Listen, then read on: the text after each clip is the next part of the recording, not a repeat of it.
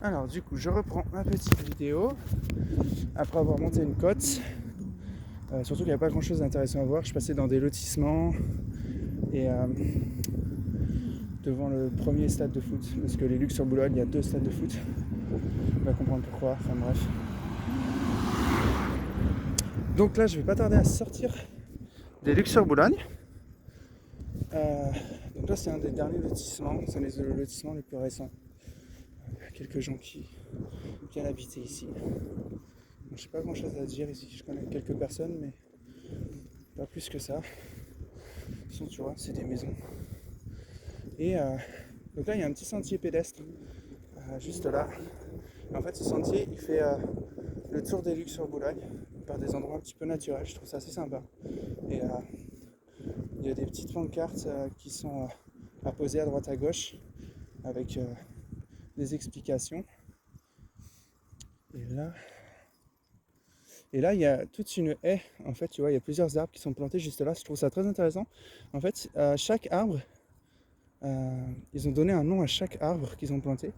Donc il y a cette haie-là, il y en a d'autres aussi qui sont disséminées un petit peu partout au Luc. Et en fait, chaque haie a été plantée pendant une année précise, par exemple, je sais pas, 2017. Et tous les arbres de cette haie qui a été plantée en 2017, ils ont donné des prénoms de personnes qui sont nées au Luxe-sur-Boulogne en 2017. Et ainsi de suite.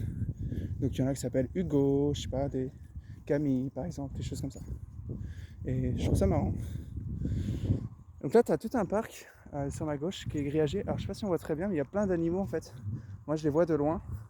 Donc il y a des petites biquettes, il y a des oies et il y a des daims qui sont tout au fond là-bas. Alors, généralement ils sont pas très accessibles, ils sont généralement plus vers les maisons. Mais il y a toujours eu des daims ici. Ils ont leur petit point d'eau également. Donc je trouve ça assez marrant. Je sais pas si tu les vois, en fait ils sont vraiment au fond. Tout au fond là-bas. Ils sont peut-être à une trentaine de mètres de moi. À l'intérieur des grillages.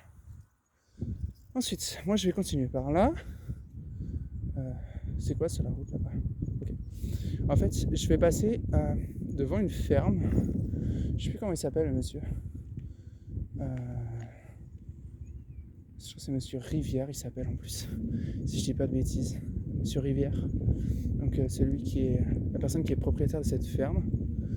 Et c'est dans cette ferme qu'il y a un gros patou. Tu sais, je t'en ai parlé ce matin. Il y a un énorme patou. Alors, la dernière fois que je suis passé à pied, il était là. Je dois te dire que je le vois peut-être une fois sur 4 ou 5. Je sais pas si on aura la chance de le voir. Là, il y a les vaches. Je le vois pas du tout. Des fois, il est le long de la route, c'est dommage. J'aurais bien aimé que tu le vois. Je sais pas du tout où il est. Il est hyper gentil. En fait, là, il y a 2 chats qui sont là. Il est hyper gentil. En fait, il est très impressionnant. La première fois que je l'ai vu, j'étais est-ce que je passe ou pas? Parce qu'il est vraiment sur le bord de la route devant la ferme. Et généralement, quand tu t'approches de la ferme à une trentaine de mètres, il se lève et il vient vers toi. Et du coup, c'est un peu effrayant parce que le chien est tellement gros, tu sais, t'as peur qu'il te saute dessus, quoi. Et en fait, généralement, il est même assez peureux, je trouve. Il passe à côté et après, il te suit. Alors, il veut pas se faire caresser parce que si tu t'approches pour le caresser, il s'en va. J'ai essayé de le caresser, mais ça marche pas. J'ai réussi une fois, mais ouais, je sentais qu'il était un peu peureux, malgré que ce soit très impressionnant. Et ouais, il te suit jusqu'à temps que tu continues ta route et que lui reste devant la ferme. Et je trouve ça marrant d'être suivi par un gros monsieur juste derrière toi qui fait pas de bruit, qui est un peu comme ton ombre. Je trouve ça assez marrant. Faudrait que j'apprenne à le connaître davantage un jour. Je me suis fait doubler. Tu vois, j'avais même pas entendu. Je me suis fait surprendre parce que j'avais mes oreillettes en même temps. Bref. Et là, du coup, j'ai tout un coin nature assez sympa. Donc là, je suis entouré de champs. Donc ça appartient à divers agriculteurs. Mais en soi, c'est assez paisible, c'est assez calme.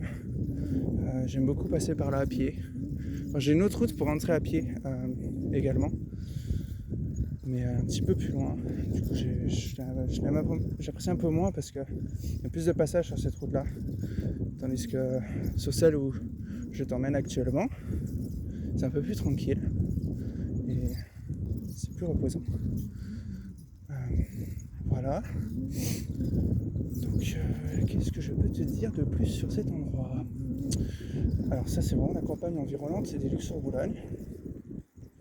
Et donc j'emprunte la route qui mène à divers villages, dont celui de la Mauricière, où habite une partie de la famille Mauricais,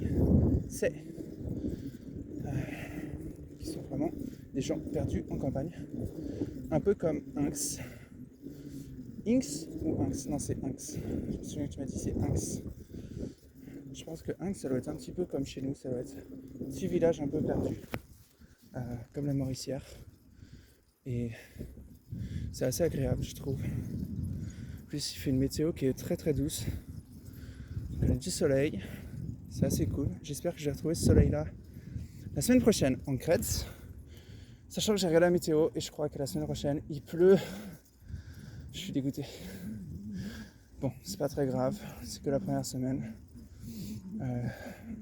Bon, puis j'ai un toit sur ma tête une fois que je suis là-bas. Il y a des odeurs là qui remontent du fossé, c'est pas très beau. Ça sent pas très très bon. Est-ce que tu crois que j'essaie de rattraper la nana qui m'a doublé tout à l'heure? Alors attends, j'accélère un petit peu. Elle est loin, je sais pas si j'aurai le temps de la rattraper parce qu'on va bientôt être chez moi. Ça va nous permettre d'accélérer. Je regarde derrière moi quand même s'il n'y a pas de voiture un petit peu de temps en temps. Allez, déjà ça accélère. Ta-da-da-ta-ta. Je suis sûr que j'aurais été à pied, elle m'aurait pas doublé. Je suis tellement un bon marcheur. Et en vrai, je fais pas si vite. Hein. J'ai l'impression que j'ai la même vitesse qu'elle, c'est pénible. Je suis nul. Attends, faut que j'accélère encore. Jocelyn et ses challenges. Si je la rattrape un petit peu. Mais je vais pas avoir beaucoup de temps après. On va arriver au village. Alors. Tadada. Donc il y a un autre village sur la droite. J'ai pas grand chose à dire. Il y a deux maisons en fait. Et je sais qu'il y a un type, un garçon de mon âge qui a grandi là-bas, il s'appelait Adrien. Je sais pas du tout nouvelle de lui depuis des années, alors que c'est arrivé qu'on se côtoie quand on était plus jeune. Adrien Losti. Quand je parle de l'hostie, je parle pas du pain du Christ à l'église. Alors, j'aurai à peine le temps de la rattraper, je pense. Tiens, un scooter, pas de voiture derrière.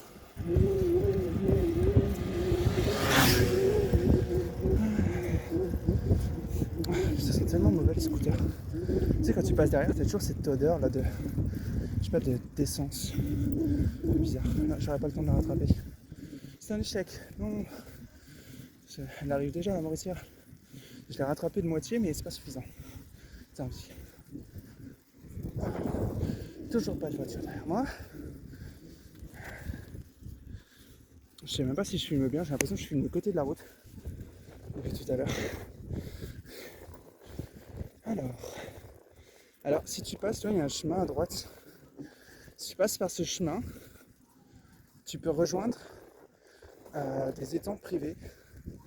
Et il y a 3 étangs. Et une belle balade à faire par là-bas, le long des étangs.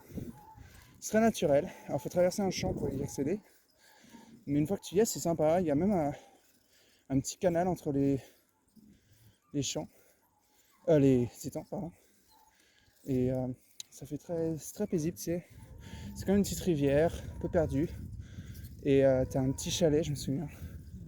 Tu as un petit chalet qui est en location, je crois. Ou qu'ils utilisent pour stocker du matériel de pêche.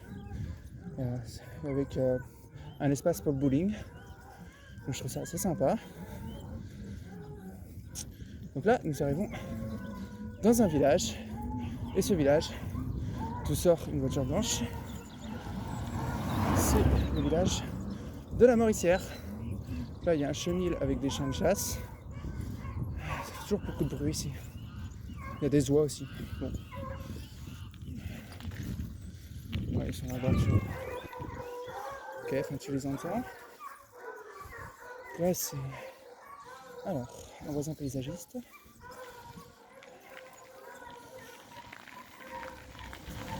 Salut. avec une maison qui est nickel. Voilà. Là, je suis en train de me balader dans le village de la Mauricière. Il y a des gens là-bas, je sais pas qui c'est. Bref, là c'est les voisins. Je te présente un peu les maisons de la Mauricière. Et la maison des Mauriciers qui est juste là. Tada! C'est chez Monsieur Mauricier. Moi je vais tourner là, tout en détente. Et me voilà arrivé. Regarde donc, il y a la petite pêche qui est là, qui m'attend. Et neige doit pas être très loin, elle est dans le fond là-bas.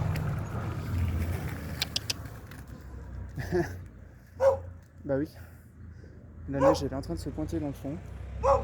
Et voilà, nous sommes arrivés chez les Mauriciers. Pêche.